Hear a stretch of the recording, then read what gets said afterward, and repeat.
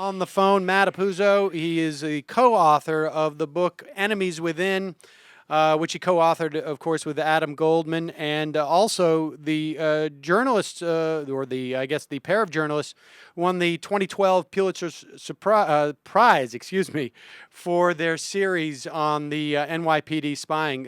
Welcome to the program, Matt. Thanks for joining us. Sure. No problem. Of course. So let's start. I want to start at the beginning on how this intel regime with the New York Police Department started. Just give us some background there and who came in to lead it. Sure. Well, after 9/11, like every story of the past decade begins with 9/11, the NYPD decided that it could not rely solely on the federal government to keep the city safe.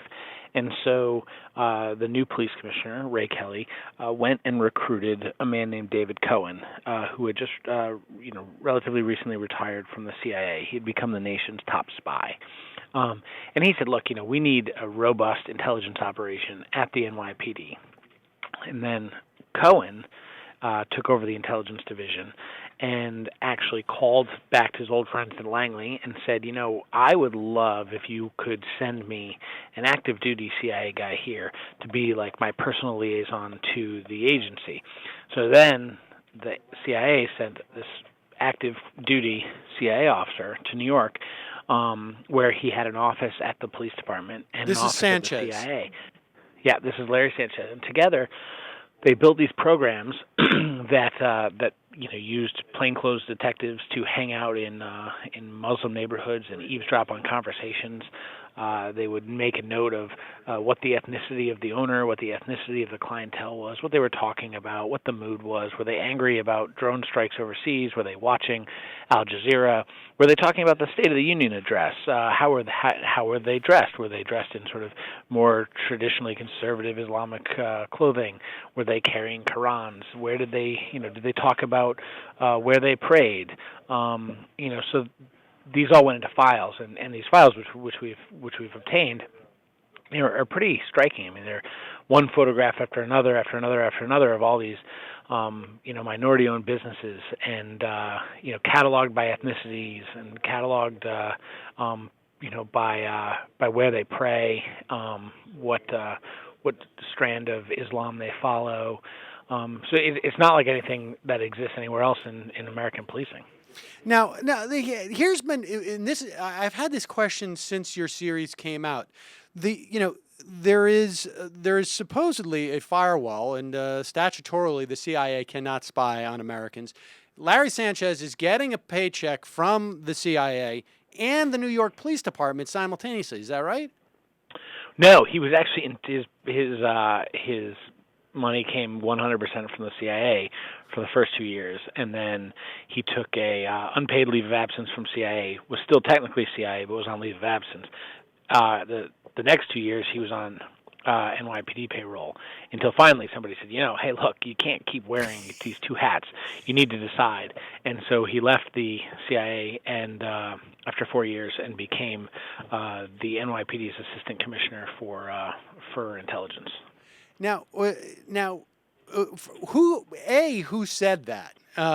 Because it seems to me, in the course of your reporting, did you get any indication as to the legality of that situation? I guess I understand you're obviously you're not a prosecutor, but sure. It's certainly murky, and it's never been done before. And after we brought it to light for the Associated Press, an inspector general investigation began, this sort of internal review at the CIA.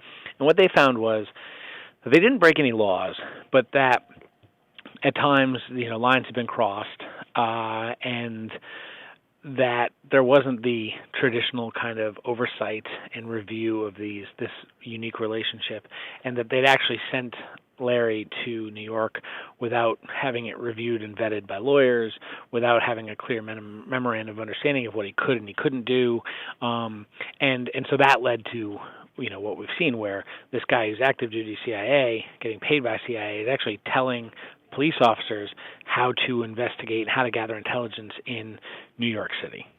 And is any of in does the flow of information go the other way? In other words, you've got this CIA liaison who's there 100% paid by the CIA.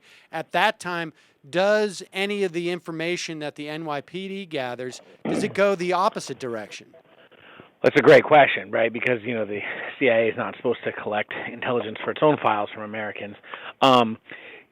It doesn't look like from official channels that happened, but it certainly looks like we've been able to identify some spots where informally information was passed, kind of personal relationship. But it's a great question, and this is what happens. We're in uncharted waters in terms of these kind of relationships. After our stories broke, they actually they had replaced Sanchez with a new CIA officer, one of the most senior officers in the agency, after our stories broke, and people in Congress were like, hey, we didn't even know about this relationship. The CIA pulled their guy out of the NYPD. Wow. Well, I mean, I have to say, it stretches the imagination to believe that information just went one direction in terms of advice. And guy takes a leave of absence from the CIA. It's hard to say he's still not CIA in my estimation. But be that as it may, I mean, I guess that's.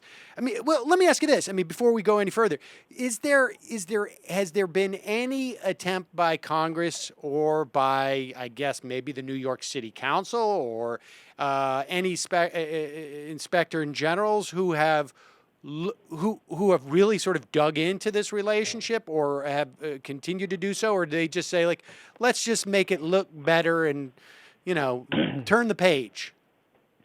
Well, it's interesting because the Homeland Security Department, Congress, the Justice Department, and the White House all fund the NYPD's intelligence division, but they all independently say, well, we have no idea.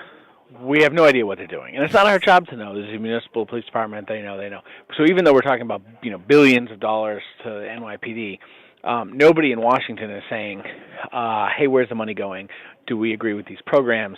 The White House actually pays for the surveillance cars and the video equipment used for some of their operations, and so while on the one hand they're out talking about outreach and we're going to have a better relationship with Muslims. On the other hand, they're funding a spying operation, the likes of which no police department has ever seen.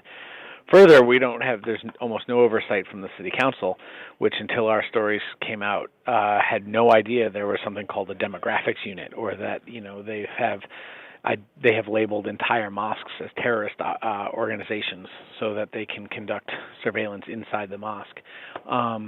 So it's not like there's anybody outside the NYPD actually, trying to force some oversight. So when we say black budgets, I mean, this is what we're talking about. Right? I mean, no pun intended here. I mean, this is what we're talking about, right? I mean, because this money just well, goes it's a black. It's a black budget, not like the CIA is a black budget where it's like classified.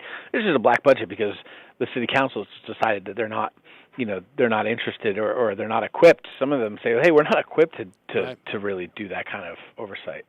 All right. Well, let's talk about the TEI, the Terrorism Enterprise investigation, which was one of the big pieces that came out of your reporting for the book, as opposed to what you had revealed in your series for the AP.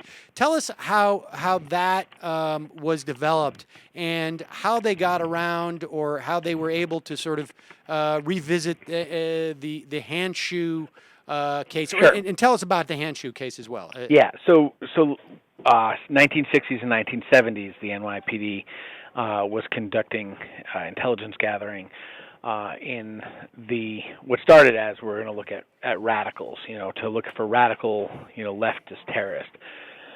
But it sort of grew, right? And pretty soon they were infiltrating anti-war groups and peace advocates, civil rights groups. They had an NYPD black desk to investigate black issues. And this all came to a head in the 70s. There was a class action lawsuit known as the Handschu case.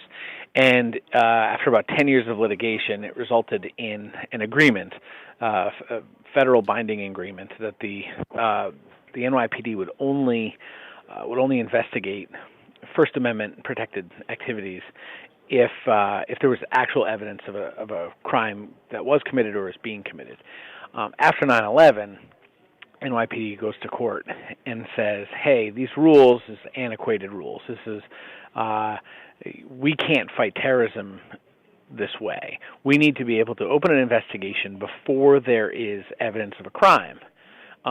Because if we wait for there to be evidence of crime, we've waited too late, and pretty soon you're going to have, more buildings crumbling in Lower Manhattan.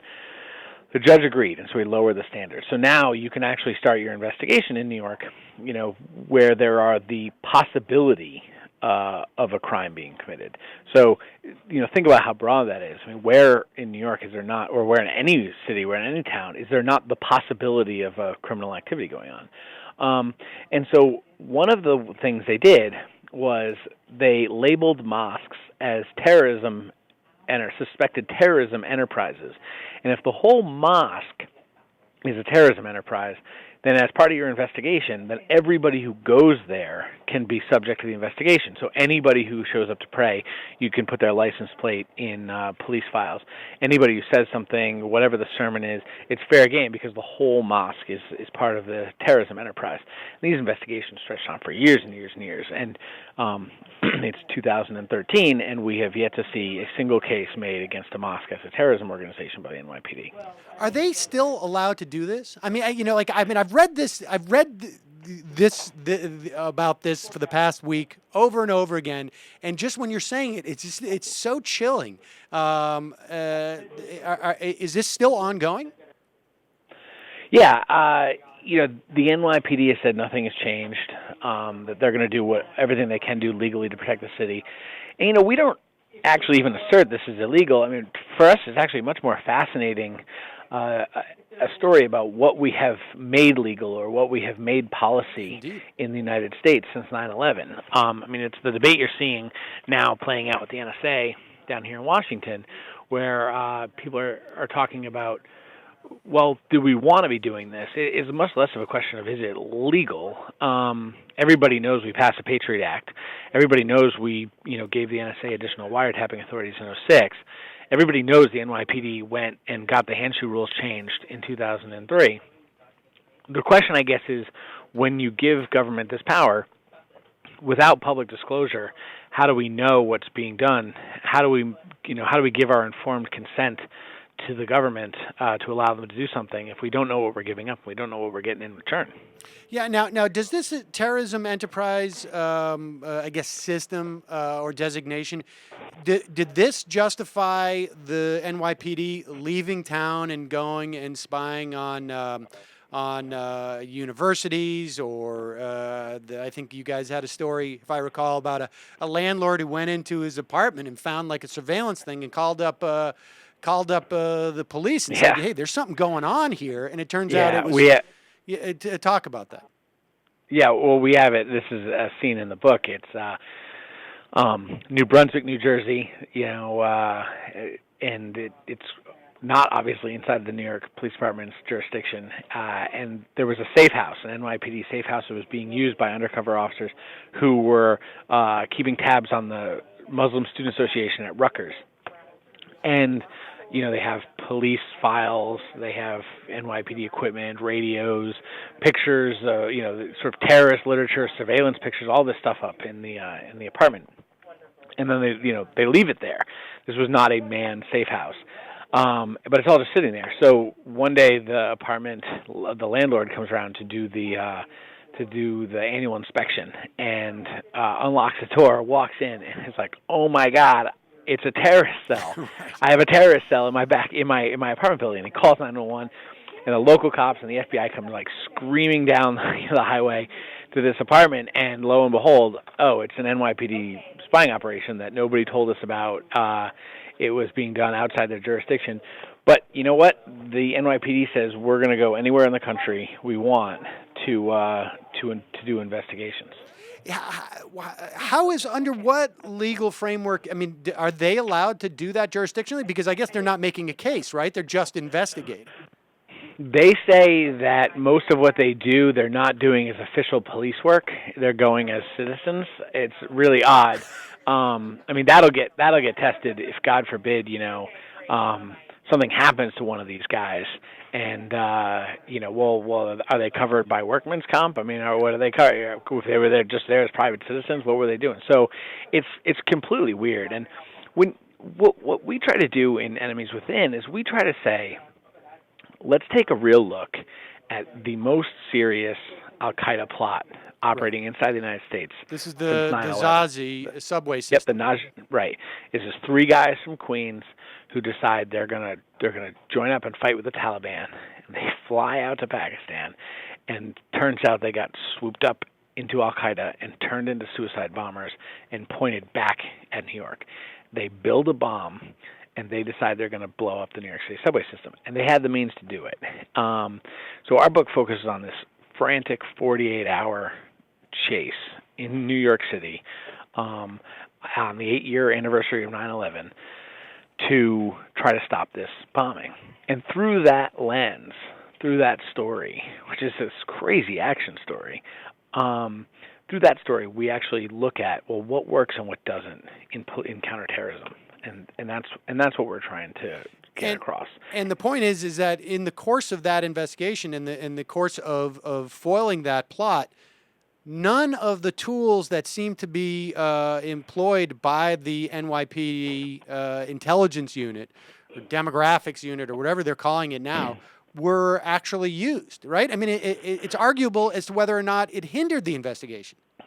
Right. Well, what we know is that the NYPD was inside Zazi's mosque. They had turned his imam into a cooperative witness. They had infiltrated the student group, the Muslim Student Association, that one of his co-conspirators was a member of. They had built files on all of the businesses in his neighborhood, even the YMCA down the street where, some Afghani men worked out at the gym. They had built files on, they have a file on the actual travel agency where he bought his ticket to Pakistan. So all of this stuff goes in, all of this stuff about people who have no connection to terrorism whatsoever go into police files. But in the end, they didn't spot the actual terrorist. And what about in terms of, did they almost tip off? I mean, so they were just coincidentally in these locations without any awareness that this was going on under their nose, essentially. Correct. And did they? Was there the slight implication that they may have in some way almost foiled the apprehension of these guys? There was some coverage to that regard after this case broke in the media. But you know what? Our book does not point the finger at the NYPD for that. This was a fast-moving case. What happened is it's a pretty dramatic moment in the book, so I don't want to give too much away. Where the whole thing basically nearly comes crashing down, and a lot of FBI guys were blaming the NYPD for that, but our book actually, makes the point that's kind of unfair. I mean, the NYPD raised its hand and said, "Hey, we did this, and we got to move forward." And these things happen in investigations. What of the claims that there have been 14 plots foiled by this apparatus? In other words, I mean, if the argument is people should be aware in the book that people should be aware of what lengths we've gone to, just how much we are sort of, watering down the 14th Amendment, right, watering down the First Amendment. Even if the issue wasn't, hey, this is, we have some constitutional questions here, but what about efficacy? I mean, is there any indication from your reporting that this has actually kept New York safer in any way? Well, it's hard to have the discussion because the NYPD keeps moving the bar. So the NYPD and Bloomberg and their allies would say, we've thwarted 14 terrorist attacks. That is just demonstrably false. So now, ProPublica did a great story about going through all of these plots and showing, nope, that's not an NYPD plot. Nope, that's not an NYPD plot. That wasn't even a plot. But what they've now said is were 16 plots. Now the number's up to 16. There's 16 plots up against the against the city since 9/11, and none of them have been successful either because of the federal government or the NYPD or good luck. And that's probably more. That's probably true. I mean, that's as close to true as I think they've come. But I mean, that doesn't necessarily speak to the efficacy that you're asking about. I mean, Faisal Shahzad drove a Pathfinder into Times Square filled with explosives, and the only reason it didn't blow up is he was a bad bomb maker. That's not foiling an attack. That's just a dumb bomb maker. Had that gone off, I think there would have been real questions, or there should have been real questions asked about, well, where was the NYPD on this? Where were, there's 10 million cameras in Times Square. They didn't see this guy drive in. What happened? Is it your sense through your reporting that the resources that have been dedicated to these sort of more, I guess, sexy clandestine operations has in some way taken the NYPD's eye off the ball? In other words, I mean, there's billions of dollars going into building up these huge files on what appears to be virtually every Muslim in the city. Maybe that money might be spent more efficiently in other areas. Yeah, I mean, I think the bigger issue is, I mean, that's an issue for people in government and for voters to decide, frankly. The bigger issue is that this infrastructure only ratchets one way, right? So the justification for what we're doing here is we haven't been attacked yet. So we know it must be working because we haven't been attacked. I mean, there's a logical flaw in that. Ipso, post hoc ergo propter hoc, like after, therefore, because of, right? So, but setting that aside, if you're going to say, well, we haven't been attacked yet, so we know this is working, I mean, then when God forbid we're attacked again, are we going to say, well, that didn't work, we just stop doing that? No, they're just going to say, oh, well, we need to do more, right? We just need to do even more. So that's the issue. If we don't have conversations about this topic, and we don't have conversations about what we're giving up and what we're getting in return, then there's never ability for the public to weigh in and check the authority. Talk about, in the course of your reporting, did you find that, well, I wanted to stay on this too, because there was one point that really struck out at me too, was the level of attention that was given to the stories about, there were some sort of like city schools that were infiltrated by the NYPD, Muslim groups, student groups in city schools. And then when the story that got a lot of the attention was sort of the Rutgers story, or that I can't remember what the other college was, but it was an Ivy League school. There seemed to be more attention paid to the Ivy League infiltrations than I think it was like City College. What do you see the implications of that?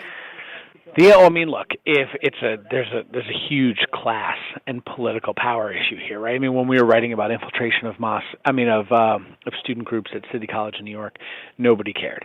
But when we said the NYPD also goes onto the Muslim Student Association websites at Princeton and Columbia and Yale and puts that information in police files, even though that is much less intrusive than what they were doing at CCNY or CUNY schools, then suddenly it was like, oh my God, you get presidents of the university writing letters, and so there's as much a class issue as there is a religious issue here, and it's about entrenched political power too, right? I mean that's almost metaphorical for the whole problem, right? I mean because the Muslim community does not have the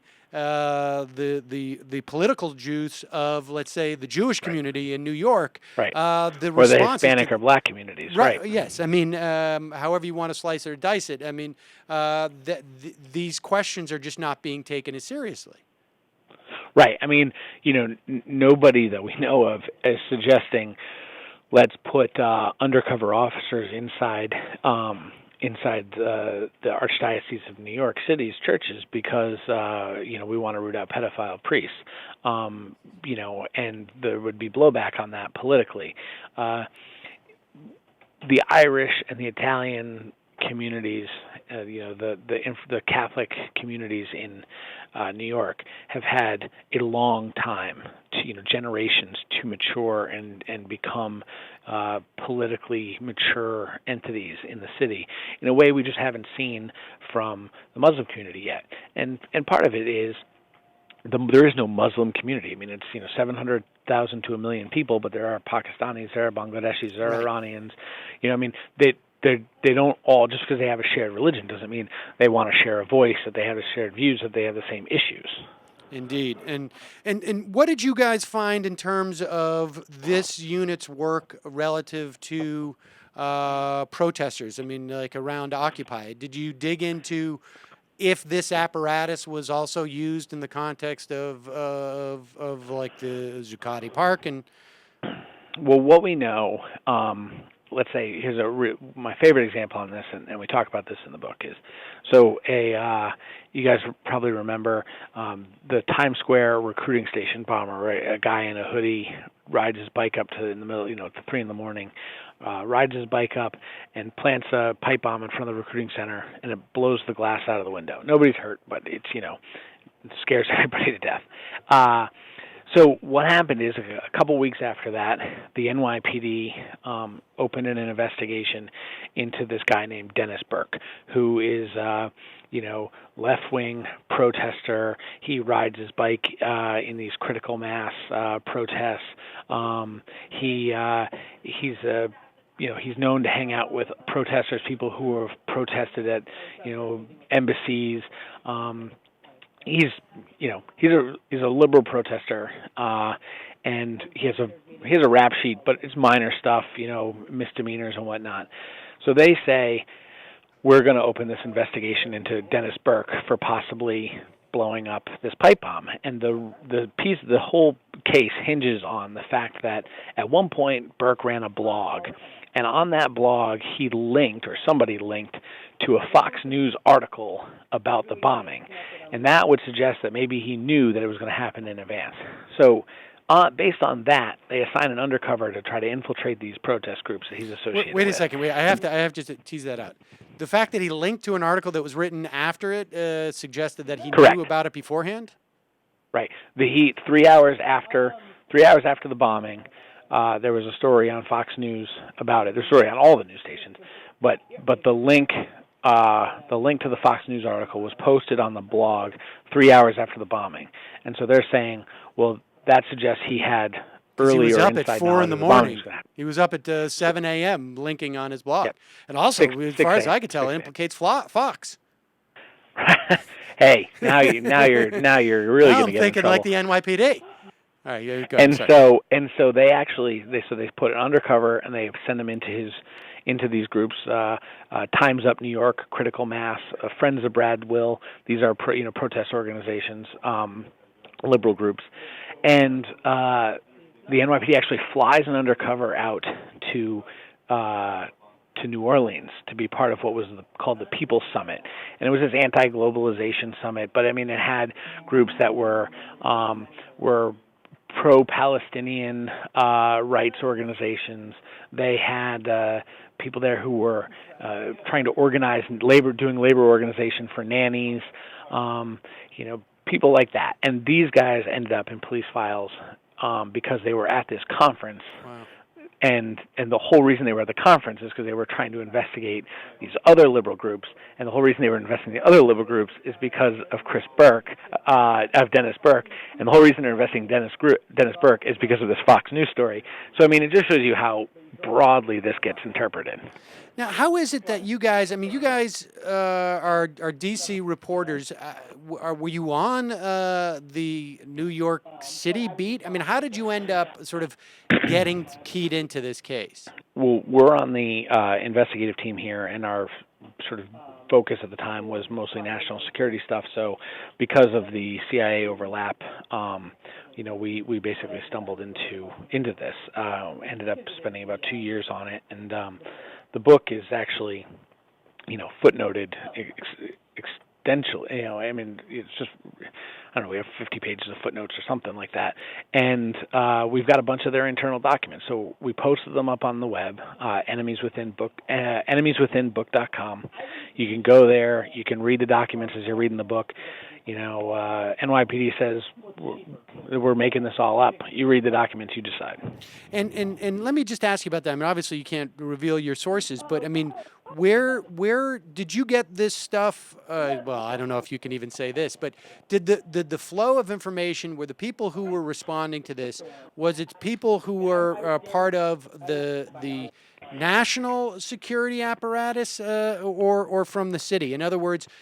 Well, both. I mean, we had people who were very helpful to us inside the NYPD, who provided us a number of people who provided us their documents, and we had obviously people who had were sort of become aware of what was going on there at the CIA and the NYPD, and the FBI. And, what we're really proud of in this book is that there's not a lot of anonymous sources. I mean, we really press people to go on the record. So, one of the people you'll meet is the NYPD lieutenant who actually ran the demographics unit. And we talk about his views on this and how they transformed over the years.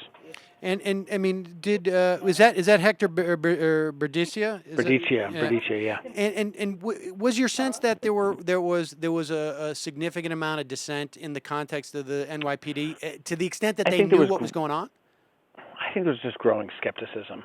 So a worry like, well, is this really the best way? I mean, a lot of the analysts we talked to were just like, why don't we ever make cases? Why don't we ever catch people? If we're collecting all this information and all these people, and we say it's helping, like, well, what are we really doing? And I think there was some skepticism in the ranks. It wasn't, there was one analyst we talked to who said, we should be working to make our jobs, obsolete. And they kind of like jumped down their throat. Like, no, our job will never be obsolete. There will always be a threat. And so, I mean, it's just the truth is, New York, because of the good work that the NYPD and the FBI and the CIA have done, New York and this country are a lot safer. And saying that doesn't mean that we're not taking the threat seriously and that, we don't need to be vigilant. It just means like, hey, we're safer. We should be able to, it's been 12 years. We should be able to have an intelligent conversation about how we want to do these things. And lastly, as we go forward, who should we, if we're interested in some type of oversight of what's going on within this segment of the NYPD, are you aware of any politicians in Washington or in New York? Or any agencies? I mean, I guess theoretically the FBI could have looked into this from a civil rights violation standpoint. Right. Is anybody? I mean, is there a sense? Do you have a sense that as you start to move on to other stories, I imagine that there are people who are going to sort of pick up the ball where you guys left off and use this information? Well, I mean, look, one of the big champions for this at the New York City Council is a councilman named Brad Lander. And, after our stories came out, he was one of the big proponents that the NYPD needed an inspector general. And the council actually got together and put in an inspector general, somebody from the outside to do some oversight. And that's going to happen now. So we'll see. We'll see what happens. There's going to be a new mayor. Who knows if there'll be a new police chief. We'll see. We'll see what happens. This is something that's ongoing now, and we'll know more as it unfolds. Matt Apuzzo, the book is Enemies Within, NYPD Secret Spying Unit, and Bin Laden's Final Plot versus America. Thanks so much for your time today. We're going to link to that book, obviously, at majority.fm. Really appreciate your taking the time. Super. Thanks a lot.